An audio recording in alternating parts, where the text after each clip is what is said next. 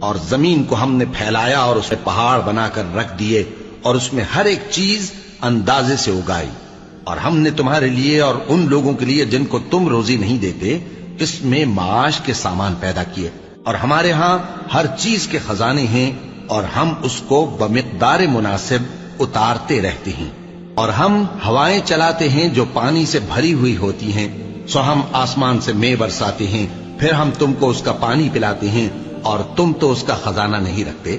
اور یقیناً ہم ہی حیات بخشتے اور ہم ہی موت دیتے ہیں اور ہم ہی سب کے وارث ہوں گے، اور جو لوگ تم میں پہلے گزر چکے ہیں ہم کو معلوم ہے، اور جو پیچھے آنے والے ہیں وہ بھی ہم کو معلوم ہے،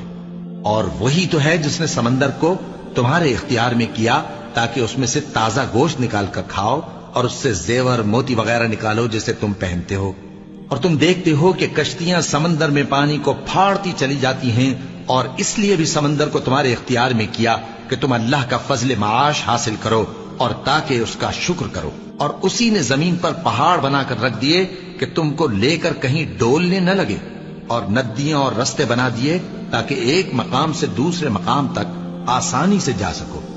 اور رستوں میں نشانات بنا دیے، اور لوگ ستاروں سے بھی رستے معلوم کرتے ہیں، تو جو اتنی مخلوقات پیدا کرے کیا وہ اس مخلوق جیسا ہو سکتا ہے جو کچھ بھی پیدا نہ کر سکے؟